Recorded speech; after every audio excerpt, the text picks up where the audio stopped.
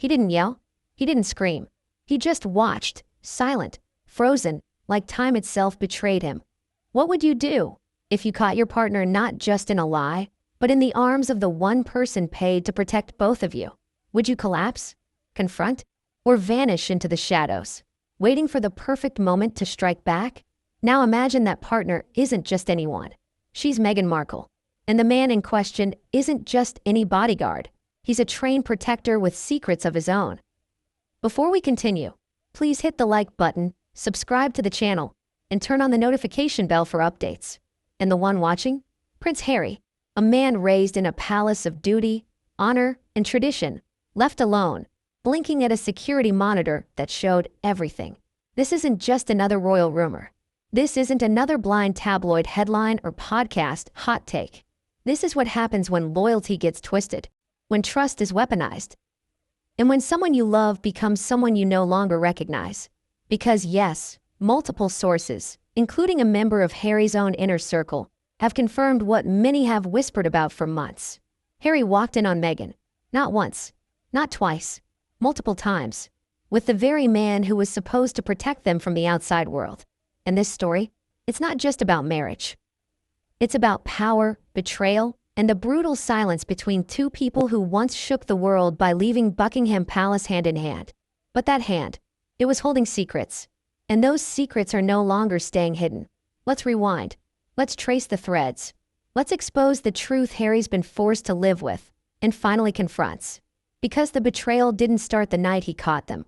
It started long before. At a gala. In a hallway. With a single look that lingered too long. Why the story matters now. Why tell this story now? Why are we finally hearing whispers rise to roars? Because Harry's recent comments, made during a closed-door interview in his new Netflix deal, weren't subtle. In fact, some say they were intentionally veiled bombs, aimed straight at Meghan. A producer leaked a single line. Sometimes, what hurts most isn't the betrayal. It's knowing they never thought you were worth the truth. Let that sink in. That's not an ex-husband talking. That's a man unraveling. A man bleeding quietly behind carefully staged smiles. And the moment that leak hit the press, Meghan's team went dark. No statement. No Instagram post. No staged outing with Lilibet and Archie. Just silence. The kind of silence that screams. And as that silence grew, so did the trail. Bodyguards reassigned. Former staff breaking NDAs. Photos being accidentally sent to journalists. And then, something else. A hotel registry entry from a 5-star London suite. Booked under an alias. A name linked directly to Meghan. And the signature? Well, let's just say it wasn't Harry's. But let's not jump ahead. Because to understand how this all came crashing down, we have to start earlier. Back to when Harry still trusted. Back to when Meghan was the dazzling new Duchess. And one bodyguard, tall, clean-cut, never far from her side, just happened to be always assigned to her detail. Coincidence? Not according to 3 former palace aides. Not according to a driver who overheard something in the back of a Range Rover. And definitely not according to the man who was supposed to be guarding Harry. Because even he saw it. I told him something didn't feel right, he allegedly said. But he told me to drop it.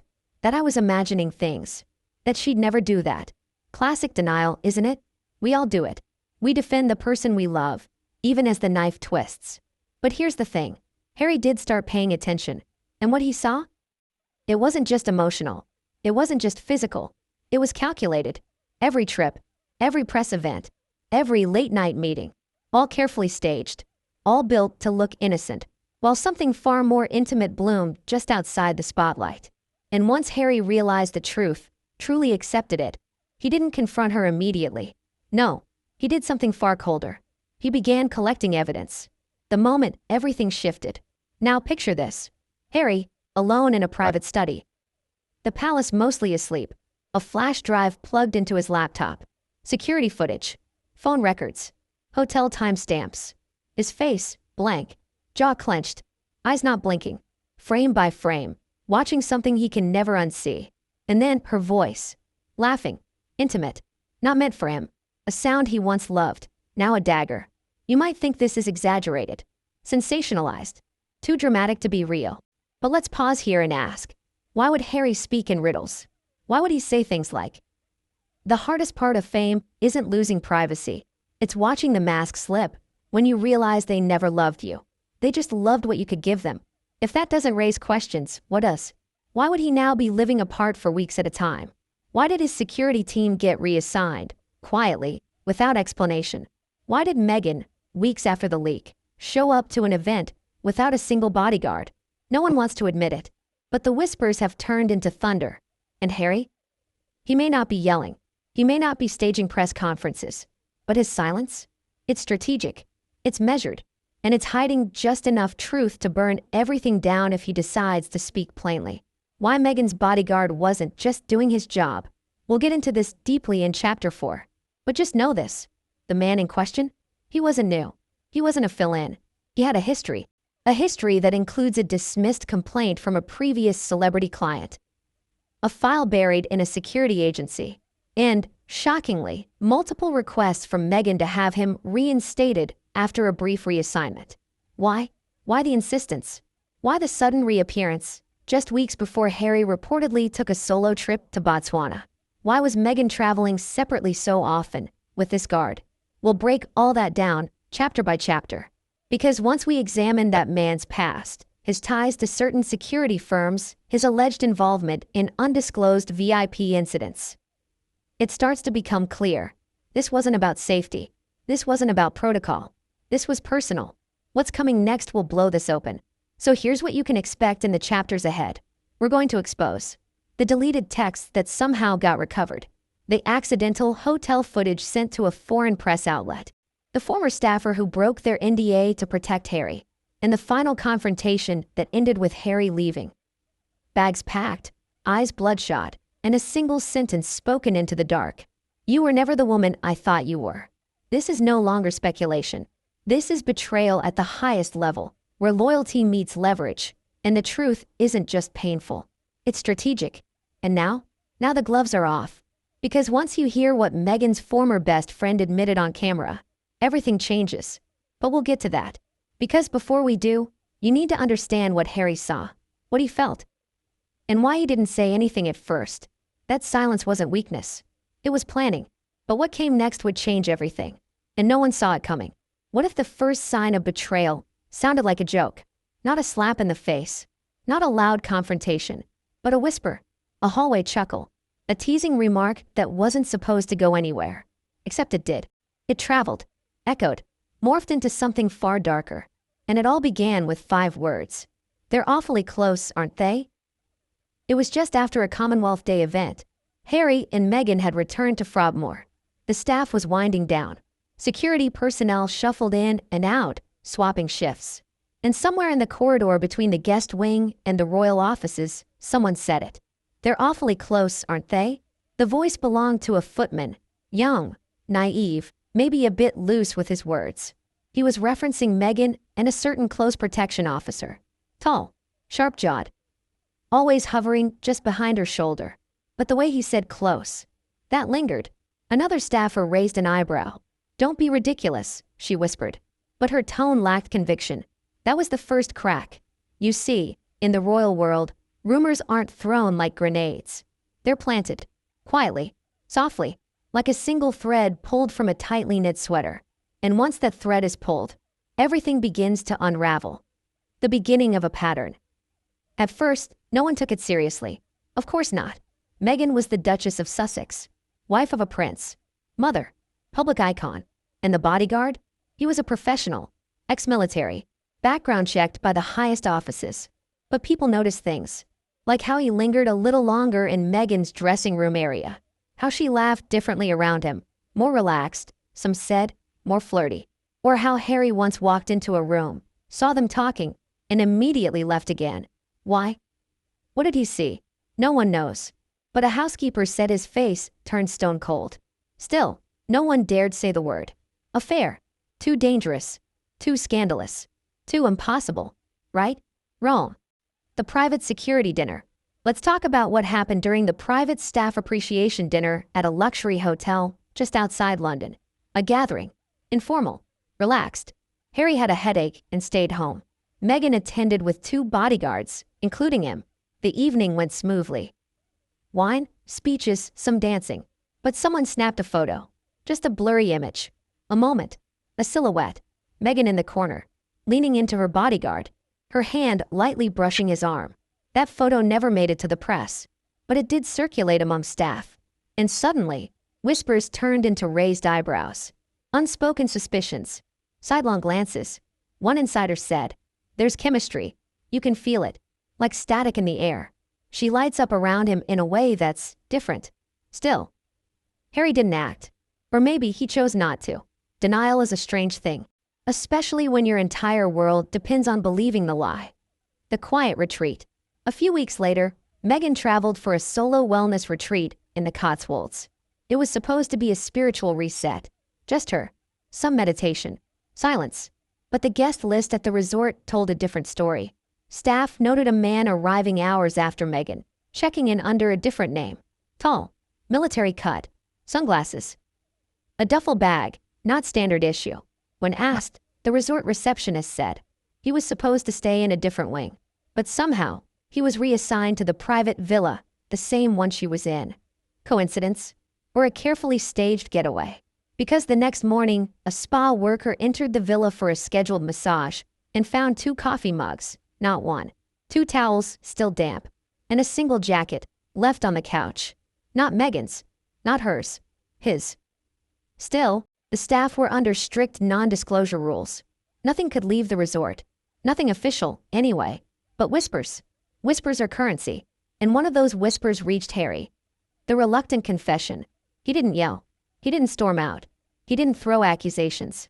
Instead, he asked, calmly, one morning over breakfast, "Did someone else stay with you at the villa?" Meghan froze, then laughed. "You're being paranoid." But her eyes didn't match her voice. And Harry noticed. That was the beginning of the shift. The start of suspicion growing roots. The unraveling of trust. Because even if nothing had happened, why lie? Why hide? Why refuse to name the security officer by name? He'd ask about the bodyguard. She'd say, "Don't be so dramatic." He'd ask if they talked outside of duty hours.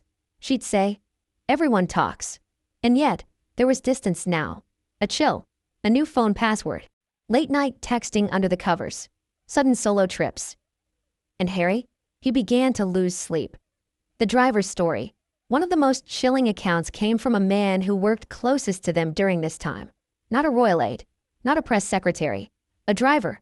One evening, Meghan had an event in London. The bodyguard rode up front. Meghan sat in the back. Harry wasn't there. As the car idled in an underground garage, the driver, through a reflection in the rearview mirror, caught a glimpse. Not of a kiss. Not of anything scandalous. Just Meghan, reaching out, touching the bodyguard's face. A slow, intimate gesture. The driver said, it wasn't romantic. It was worse. It was familiar, like it had happened many times before. Still, no proof. Just moments. Fragments. But fragments add up. And Harry? He started collecting those fragments. Not to confront her. Not yet. But to build a map of betrayal. Harry's growing isolation. Imagine being Prince Harry, once the beloved soldier prince. Now the man who gave everything. His titles, his family, his legacy, for a woman he can no longer trust. He had no one. No William. No Charles. No palace confidants. Just his thoughts. His doubts. And the cold silence between him and his wife. Even Archie noticed. Harry began spending more time away. Reading. Running. Sleeping in the guest room.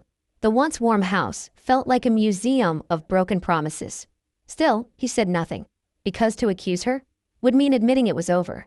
And maybe he wasn't ready. Until one night. Everything changed. The camera glitch. The palace had been updating its security systems. New sensors. Better night vision. Higher resolution feeds. Harry had access to it all. And one night, when Meghan was out late again, he decided to review some recent footage. Not out of paranoia. Just curiosity. A routine check. What he found wasn't what he expected. The timestamp matched the moment Meghan said she was grabbing dinner with a friend. But the feed showed her entering a side gate. With him, the bodyguard. Alone. Late. No bags. No professional posture. They didn't look like Protector and Duchess. They looked like two people stealing a moment that shouldn't be stolen. Harry leaned in. Paused. Rewound. Paused again. Her hand briefly reached back, touched the bodyguard's chest. And in that flicker of contact, everything Harry feared crystallized into truth. What comes next? But what came next wasn't the outburst you'd expect. Not yet. Harry didn't slam his fists. He didn't scream into the void. He simply stood up, unplugged the hard drive, locked it in a drawer, and walked out of the room. But the next morning, he made a call to someone who hadn't heard from him in years. Someone on the inside, a former Royal Security commander. And what he asked for would unlock everything. But you'll find out what that was, because the texts were next, and they were far worse than anyone imagined. What's worse than seeing something with your own eyes? Reading the proof in someone else's words. Not assumptions, not suspicions, but direct messages, with punctuation that cuts deeper than silence ever could. Because sometimes, betrayal isn't a single act. It's a conversation, hidden in plain sight. And in Prince Harry's case, it was all in the texts. The phone that shouldn't exist. After that haunting moment on the security footage, Harry did something uncharacteristic. He didn't rush to Meghan. He didn't demand an explanation. He went quiet. But behind the silence, he was moving fast. You remember the call he made at the end of Chapter 1? That was to Commander Rex Dalton, former head of Royal Close Protection. Rex wasn't just a security chief. He was a loyalist. And he'd seen everything, from royal cover-ups to quiet affairs the media never even sniffed. Harry's voice, Rex later recalled, was lower than I'd ever heard it. "I need a digital trace," Harry said, "and I need it off the books." Digital trace? That's code. It meant check her messages, track the phones, see who's talking to who, and more specifically, check her burner. Because Meghan, according to two former aides, kept a second phone, separate from her official royal device. No fingerprint unlock, no iCloud backup. It was supposed to be just for emergencies. But Rex's team knew better. They found the digital signature within days. The phone was real, and its location history? It pinged near hotel suites, private residences, and oddly, always near the bodyguard's registered device. Coincidence? Not anymore. The undeleted messages. Here's the thing about deleted texts. They're not really gone. Not if someone's watching. Not if there's cloud activity. Not if one message syncs even momentarily with a server before being wiped. And that's exactly what happened. Rex's team accessed a partial log through a mirrored metadata dump. Jargon aside, it means they recovered part of a conversation Meghan thought she erased. And what they found was devastating. Let's break this down. Message 1:10 and 47 seconds p.m. Meghan to bodyguard. "Don't say anything tonight. He's suspicious." Message 2 followed 10 minutes later. "I hate how careful we have to be." And a response. Message 3, bodyguard to Meghan. "We knew the risk, but I'm not walking away from this." Not from you. Read that again. Not from the job. Not from the mission. From her. That's not duty. That's desire. That's not professional language. That's intimacy. It gets worse. Because over the span of 2 months, the recovery team unearthed more than 80 fragments of conversation between the two, across hotel nights, security briefings, and solo charity events. Some of them benign, most of them coded, but a few undeniable. Message 14, Meghan to bodyguard, 2:03 a.m. "I keep thinking about your hands when we were in the elevator." Message 15, response. "I can still smell your perfume." Stop. Let's sit with that. This wasn't a flirtation. This was a sustained affair. One hidden behind earpieces, bulletproof vests, and media flashbulbs. But behind all that, there were stolen glances, whispers, and apparently elevators. And Harry? He read it all. Harry's reaction. Sources say Harry took the printed texts and walked into the private library of the estate. He didn't call anyone, didn't scream, didn't shred the paper. He just stared. The room, dimly lit, filled with old books and royal portraits, stood still. One of the staff members later said, "You could hear the silence choking him. I've never seen him that still." He looked erased. This wasn't just betrayal of a man. It was betrayal of an institution, of a promise, of everything he gave up to be with her. And the irony? He left the palace to protect her, only to realize she needed protection from herself. The confrontation that wasn't. You'd think he marched to her room and slammed the door. But no, Harry stayed quiet. Because now he wasn't just hurt. He was calculating. He wanted to know how deep this went. Was it emotional? Physical? Was this one bodyguard or more. And most importantly, who else knew? Because that's when it hit him. If the texts existed, if he could find them, so could the press. And suddenly, the panic wasn't just about Meghan's betrayal. It was about the monarchy's survival. If this went public, it would be a global implosion. So Harry did the unthinkable. He covered for her. For now. Damage control begins. Within 48 hours of discovering the texts, 3 major things happened. The bodyguard was rotated out of Meghan's protection detail. Meghan's schedule was cleared for a full week. Personal rest time. A palace IT consultant was brought in to audit internal devices. All quiet, all off record, but very, very intentional. A blanket of silence smothered the fire. But not for long, because just when Harry thought he'd contained it, someone leaked a screenshot. Just one, a cropped version of message 14. I keep thinking about your hands when we were in the elevator. It appeared, briefly, on a fringe blog based in Scandinavia. The blog vanished within hours. But the screenshot? It was already saved. Reddit, Twitter, Telegram. People started asking questions. Is this real? Who is she texting? Why is this being scrubbed so fast? And Harry knew it had started. The anonymous source. Shortly after the leak, an anonymous palace insider gave a quote to an Australian outlet. The messages are real. The affair was known internally for months. The article was up for less than a day, then pulled. But by then, the damage was done. People knew. Not everything, not the footage, not the hotel records, but enough. And suddenly, the question on everyone's lips wasn't, did she cheat? It was, how long did Harry know? And why didn't he stop it? A cruel twist. He was the victim, but they were painting him as complicit. Because that's what happens in celebrity power plays. Truth gets bent. Gaslighting becomes strategy. And victims are recast as enablers. But Harry wasn't done. Because there was one thing Meghan didn't know. He had the backup. And in that backup, there was video. But before we get there, let's talk about the night of the gala. Because it wasn't just about flirting or glances. There was a disappearance. One that shook the palace and forced Harry to make his first real move. What happened during those 20 minutes would leave the staff horrified and Harry shell-shocked. But you'll hear that next. In Chapter 3, because the red carpet smiles were just the setup, the betrayal was backstage. And it changed everything. What if the most scandalous betrayal didn't happen behind closed doors, but in front of flashing cameras, while the world watched? What if the betrayal wasn't hidden, but dressed in a designer gown, waving, smiling, glowing? What if the moment Prince Harry finally accepted the truth came not from a private message, but from a disappearance during the biggest royal event of the season? This was the night everything began to publicly unravel. Not with a bang, but with a gap, a 20-minute gap.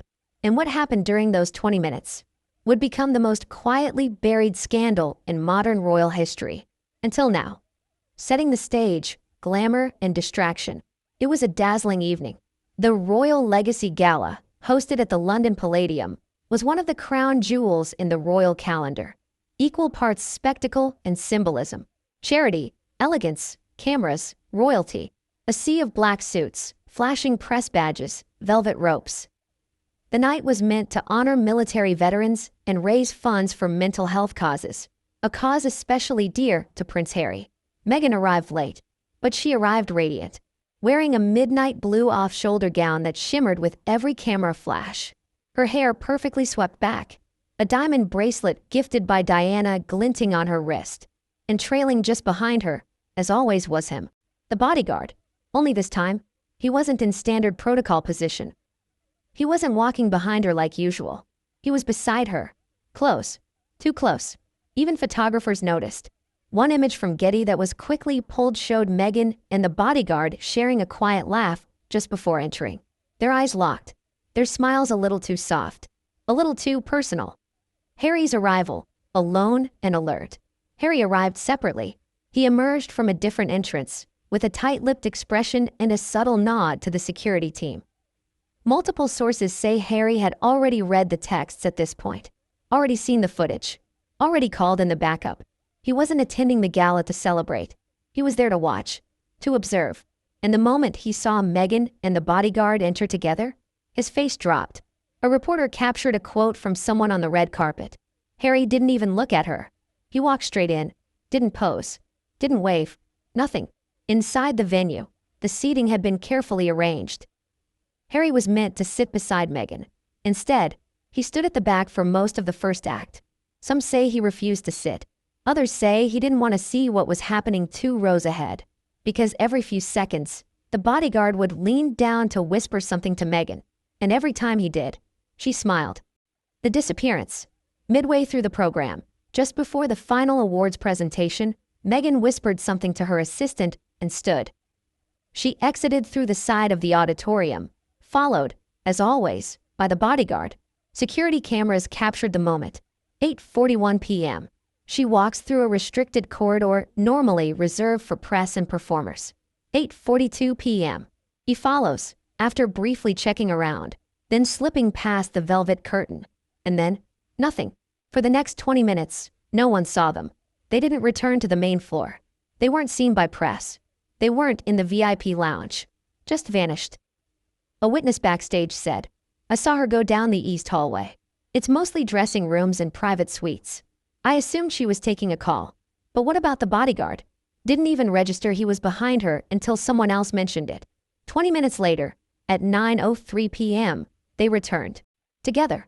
She reappeared first. Flushed cheeks. Lipstick slightly smudged. A quick stop in the powder room before re-entering the hall. And the bodyguard? He came through the opposite door. Looking different. Disheveled? No, but not crisp. Collar slightly bent. Tie loose. Eyes wide. And Harry? He was watching. The moment Meghan sat back down, Harry looked over. Not with rage. Not with sadness. With something else. Resignation. The look of a man who no longer had questions, only decisions. Backstage talk. Staff began to whisper. After the gala, royal staff were unusually quiet. They had seen the body language, heard the corridor chatter, noted the simultaneous disappearance. One junior aide spoke anonymously weeks later. It wasn't just odd. It was blatant. They acted like no one was watching. Or maybe, they didn't care anymore. Another said, "I had to escort Meghan back to the car. Her perfume was different, fainter, mixed with something else." Even palace drivers noticed. The vehicle assigned to Harry left 15 minutes before Meghan's. Unusual protocol, but nothing compared to what came next. Because back in Windsor, hours after the event, Harry called the internal security office. He requested the internal door logs for the Palladium's backstage areas. And he asked for one specific thing. Was anyone in room 4C between 8:40 and 9 p.m.? Room 4C, a soundproof suite with no surveillance. Normally used for celebrity guests, musicians, or quick costume changes. And according to the logs, 2 people entered. Key cards matched. M. Markle, R. Weston, the bodyguard, and no one else. Door opened at 8:43, closed at 9:02. Exactly 19 minutes. There was no denying it now. This wasn't about suspicion. This was confirmation. The aftermath at home. That night, Harry didn't speak to Meghan. No argument. No confrontation. He simply walked upstairs, locked the door, and slept in a separate room. Meghan reportedly knocked once. He didn't answer. Instead, he wrote something. A note. Not long. Just a few lines. And placed it under her door. Sources say it read, "I saw everything. Stop pretending." No signature. No accusation. Just fact. And the next morning, Meghan left the house early, with no warning, accompanied by a different security officer. Why didn't he go public? Why didn't Harry just expose it all? Why not let the world see what he saw? The answer is more complex than revenge. Because for Harry, this wasn't just about infidelity. It was about betrayal of trust, legacy, and fatherhood. He knew that making this public would destroy not just Meghan, but also his children's future, the monarchy's image, and possibly even himself. So instead of rage, he chose strategy. He started recording everything, compiling evidence, dates, times, screenshots, logs, statements from staff, not to leak to tabloids, but for something else, something bigger, a legal defense. Because Harry had made up his mind. If Meghan tried to spin this story, if she launched her victim PR tour, if she tried to turn this into another Netflix sobfest, he'd be ready. And the gala night would be Exhibit A. A royal insider speaks. Weeks later, an anonymous insider came forward, someone believed to be connected to the gala's planning team. They said, the prince knew. Everyone knew. You could feel the tension. But what broke him wasn't the betrayal. It was the audience still clapping, still smiling, while his whole world collapsed in silence. Because that's the twisted reality. When you're a royal, pain doesn't scream. It bows, smiles, plasters itself onto photo ops. And betrayal? It comes dressed in Dior and diamonds. But what happens when the press finds out? Because someone close, saw Meghan and the bodyguard return from room 4C. And they weren't bound by loyalty. They took notes. They whispered to a reporter. And a month later, a tabloid got hold of the door log. A partial leak. Anonymous source. No names. But enough. Enough to raise questions. Enough to make headlines like Royal Gala Mystery. Who used the private suite for 19 minutes? Harry knew this was the beginning. The walls were closing in. He had one choice. Either stay silent and let her narrative win, or release the next piece of evidence. The surveillance footage from the hallway. And what that footage showed was about to explode everything. But that's not the whole story. Because the bodyguard? He had his own plan. He wasn't just a pawn. He had something else. A message. One that would shake Harry again. But that's coming in chapter 4. Because the bodyguard's history was darker than anyone knew. And the moment Harry uncovered it, he realized this affair wasn't just betrayal. It was a threat. What if the man guarding your wife was the very person you should have been protected from? What if his past wasn't just private, but intentionally buried? What if his records didn't match his references? Because when Prince Harry finally dug into the bodyguard's history, he realized the affair wasn't even the worst part. The worst part? Meghan knew. She knew who he was. She requested him, and she lied about how long they'd been in contact. What Harry discovered in the bodyguard's personnel file wasn't just a scandal. It was a cover-up, one that stretched across agencies, previous employers, and directly into Meghan's inner circle. So who was this man? Let's unravel him, piece by calculated piece. Name: Reuben Weston. Age: 39. Former British Special Forces. Private security contractor. Recruited by a royal-approved firm in 2021. On paper? Perfect. Trained in tactical protection. Impeccable physical fitness. Multiple VIP clients. He passed every clearance check, every scan, every vetting. But Prince Harry's private inquiry uncovered something no one else saw. Reuben Weston had changed his name. Not just once, twice. And that was a red flag no one should have missed. The first identity, Liam Connor. In his 20s, Reuben went by a different name, Liam Connor. Under that identity, he served as a private guard for an international celebrity. One whose team later accused him of emotional boundary violations. Nothing was proven. The report was quietly settled. The celebrity dropped charges. And Liam disappeared from that circuit. A year later, he re-emerged. This time, as Reuben Weston. New name, new background story, new references. And somehow, he was welcomed into elite circles again. No one questioned it. Why? Because in the world of celebrity security, connections talk louder than red flags. And Meghan? She requested him by name. The referral that raised eyebrows. During the Sussexes' transition to private life, Meghan's team reportedly compiled a short list of bodyguards. Reuben Weston's name wasn't originally on it. But shortly after a private conversation between Meghan and an ex-VIP publicist from Los Angeles, his name was added. A palace aide who reviewed the original security clearance list noted he wasn't part of the approved batch. His name appeared later, directly pushed by Meghan's assistant. Interesting, right? So why him? Was it his resume? Or was there already a connection? Because remember, this was before Harry officially left his royal duties. Before they moved to California. And yet, Meghan was already pushing for a specific bodyguard from a previous life. What did she know? And more importantly, when did she really meet him? The Soho House connection. One anonymous source from a private London club. Yes, that Soho House shared something chilling. I saw them together. Years ago, way before he joined her detail. He wasn't in uniform. He was sitting at her table. Let that timeline hit you. If Meghan knew Reuben Weston before he ever joined her royal security detail, then this wasn't just an affair. It was a premeditated insertion, a calculated choice. She didn't just fall into his arms. She brought him into their world. And Harry? He had no idea. Until the background check exposed the pattern. The second identity switch, why Reuben vanished. Harry's private investigator unearthed more. Ruben Weston wasn't just hiding his previous name. He had been flagged during a private event in Ibiza in 2016 under the name Connor for inappropriate contact with another client. Again, no formal charges. Again, quietly handled. But witnesses remembered. One event planner noted, he was charming. Too charming. Clients liked him too much. Especially the married ones.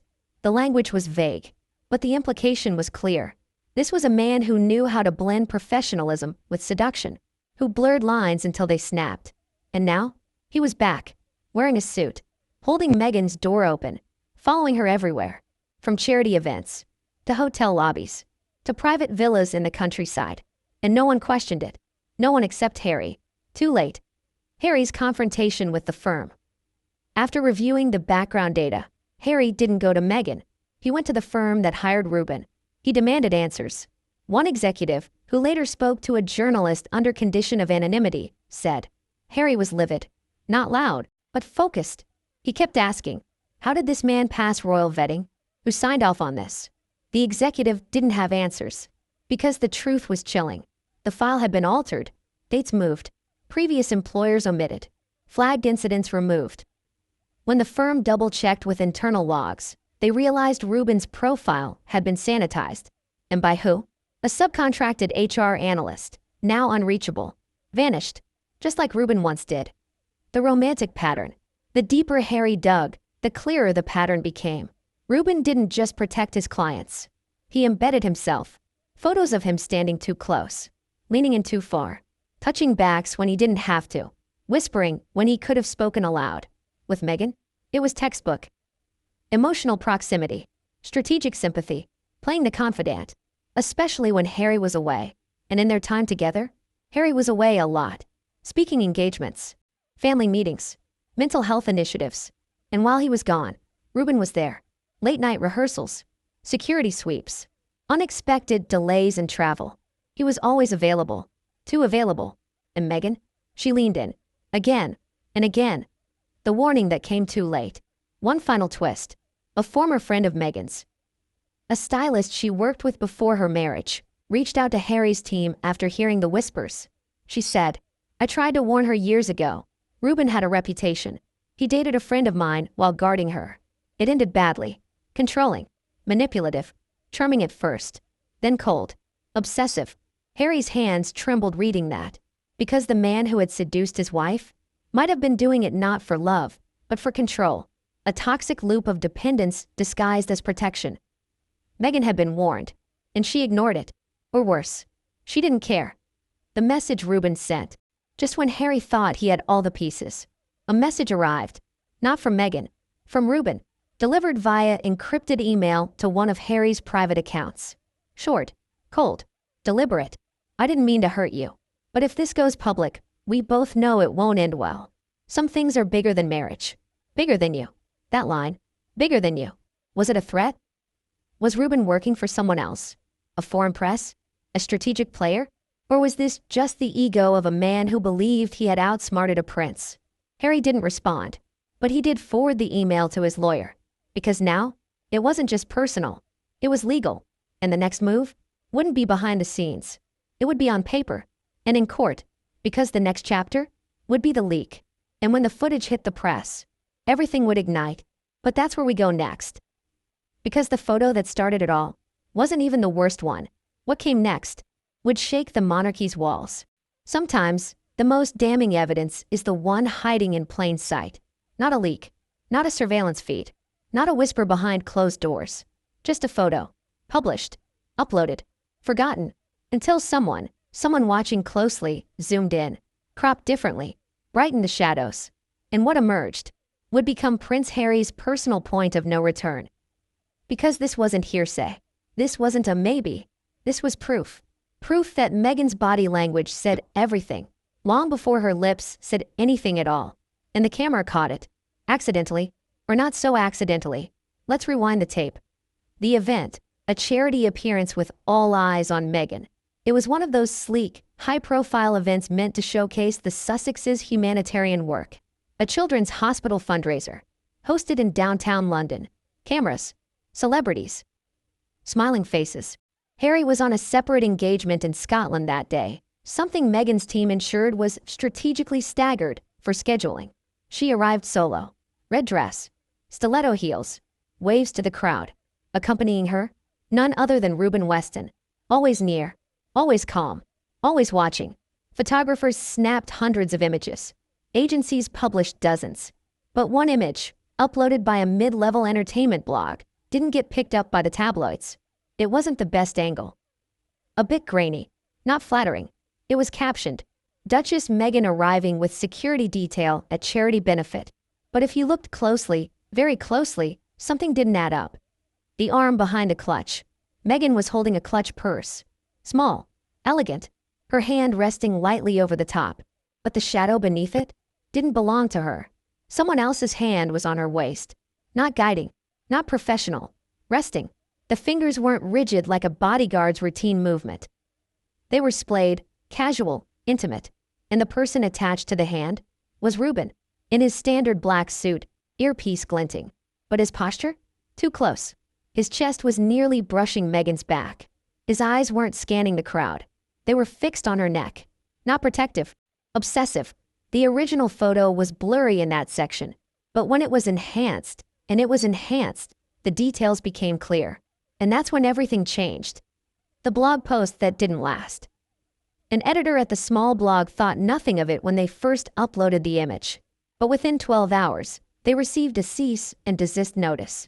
Not from the palace, but from a US-based PR firm, one linked to Meghan's legal team. Odd, right? Why would they care about a grainy, off-angle photo? Why pull it down if there's nothing to hide? That's exactly what caught the attention of a royal media watchdog, an anonymous online sleuth who tracked unusual PR behavior. They've been following the Sussexes for years, documenting patterns, timelines, discrepancies. And when this image was yanked so fast, they acted. They downloaded the original, cleaned it up, cropped it tighter, posted it to a secure forum with one line. They weren't even hiding anymore. Harry sees it. The cropped version made its way to Harry through a trusted friend, someone in his inner circle, someone who had remained silent during the mess. The message that came with it? You need to see this before it spreads. Harry opened it in the middle of the night. On his phone. Alone. He enlarged the image. Paused. Enlarged it again. Zoomed in. There was no denying it. That wasn't guiding. That wasn't escorting. It was touch. Soft. Possessive. Intimate. And it was public. Which meant only one thing. They didn't fear being caught anymore. Because maybe, just maybe, they thought Harry wouldn't do anything. They thought he'd keep swallowing it. But this time, he didn't. The message that followed.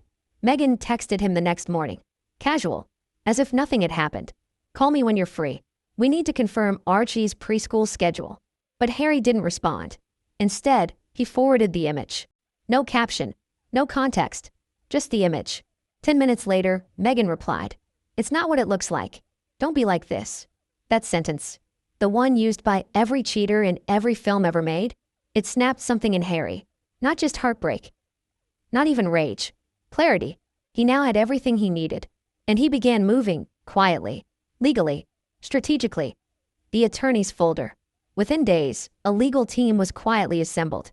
Not for divorce, yet, but for protection. From future PR attacks. From potential manipulation. From the inevitable narrative twist Meghan's team was prepping behind the scenes. The photo was labeled Exhibit 3, Public Intimacy, Unauthorized Physical Contact. Other exhibits included security logs, messages, metadata from encrypted backups, staff statements, and surveillance records from the gala. But this photo, it was the pivot point, because it proved that the affair, whatever its nature, was real and ongoing. And the worst part? It was flaunted. Public doesn't mean protected. When the photo eventually leaked to a fan account, it went viral. Not on the major tabloids. They were still locked under NDA pressure and fear of lawsuits. But online, Reddit, Twitter, fan forums, theories exploded. Side-by-side comparisons emerged. Analysts pointed out body language, facial micro-expressions, even Meghan's smile, deemed different when Reuben was near. Some fans defended her, others turned. But the tide was shifting, because now, even diehard supporters were asking, What's going on with Meghan and her bodyguard? And Harry? He stayed silent. But his silence was deafening. The private confrontation. One night, back at the estate, Harry and Meghan crossed paths in the kitchen. No staff, no assistants, just them. She reached for a glass. He handed it to her. She whispered, "You really believe this, don't you?" Harry looked at her, eyes tired, jaw clenched. "I don't need to believe. I just need to see."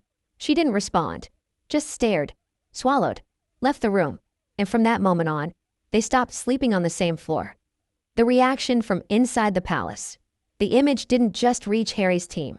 It reached the firm, senior royals, advisors, damage control specialists, and the internal response. Panic.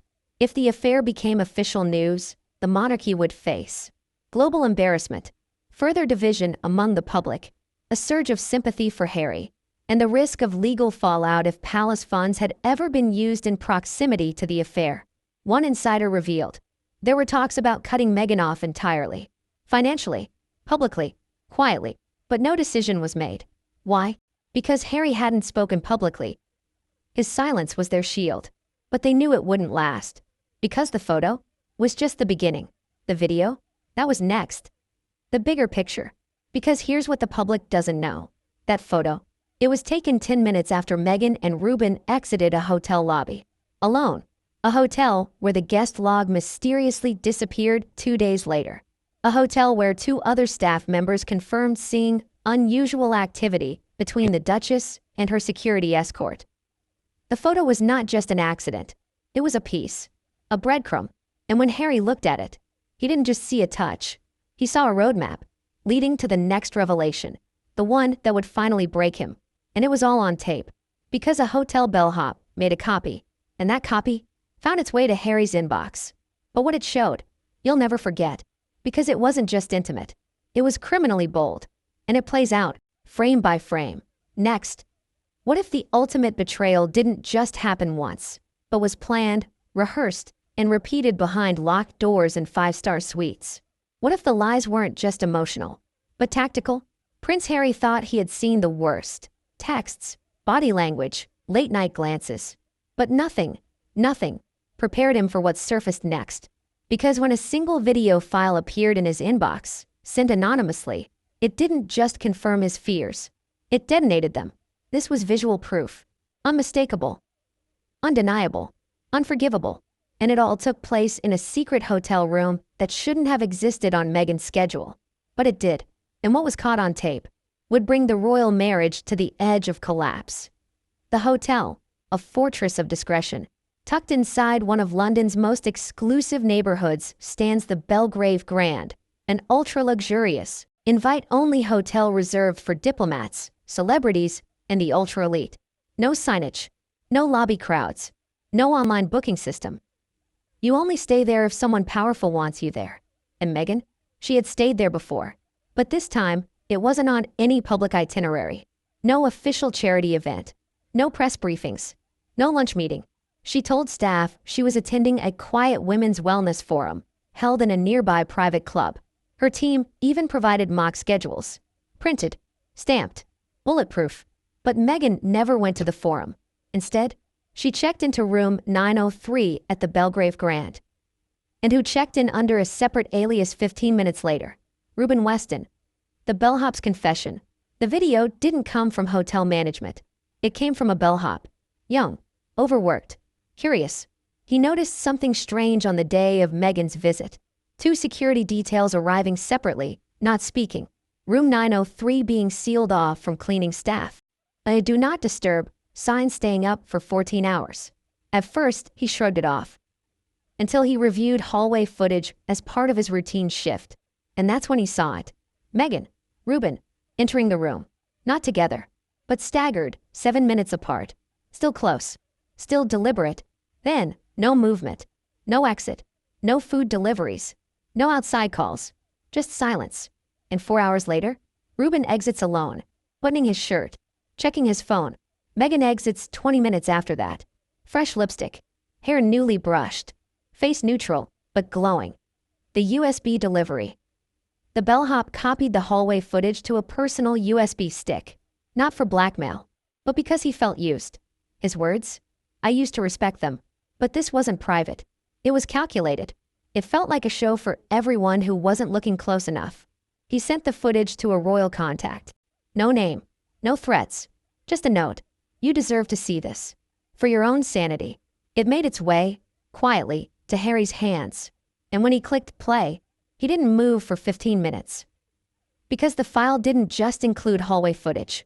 It included elevator footage. From the private lift to the penthouse floor. And in that elevator, Harry watched frame by frame as Meghan pressed the floor button. Ruben leaned in. She didn't flinch. Their lips almost touched before the doors closed. There was no kiss caught, but the intent was crystal. And Harry? He felt it more than he saw it. The phone call that followed. Harry didn't call Meghan. He called Ruben. The number, still in his contacts. 1 ring, 2 rings. Click. No answer. Just a robotic voice. This number is no longer accepting calls. Cut off. Just like that. And Harry realized something chilling. They were planning this. Not just an affair. Not just sneaking around. But a strategy. Cutting ties. Controlling optics. Outrunning exposure. And Harry? He wasn't just the betrayed husband. He was the liability. The room service receipt. It gets worse. As Harry's legal team began investigating the stay, they obtained internal hotel documentation through a confidential intermediary. What did they find? Room 903 had 2 room service charges. 2 sets of meals were delivered to the hallway table. Champagne, chocolate fondue, and a sign note from the kitchen that read, "Enjoy your special night." The room was registered under a female alias. But the meals? Billed to a corporate card linked to Meghan's lifestyle brand assistant. Again, a paper trail wasn't obvious. But it was there. And now Harry had it. All of it. Why this moment broke him. Betrayal isn't always about physical intimacy. It's about intent, secrecy, control. And this was premeditated betrayal. This wasn't a mistake. This was a plan. The hidden room, the misdirection, the denial, even the elevator moment. They had to know there were cameras. And yet, they still did it. Why? Because they thought Harry wouldn't fight back. Because maybe Meghan believed she could manipulate the narrative again. But this time, Harry was building his own. The PR shield slips. Just days after the hotel stay, Meghan appeared on a podcast. Calm, poised, voice honey dipped with grace and self-righteousness. She said, "Trust is the currency we build our lives on.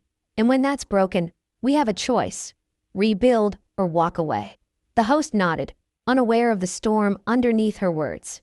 But Harry heard it. He knew what she was doing.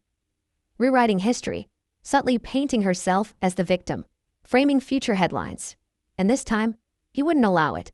Because he had one last card. Not a recording, not a receipt, a witness. And when that witness came forward, all hell would break loose. But that's next. Because while Harry was putting the pieces together, the bodyguard made a mistake. A huge one. He contacted someone he shouldn't have.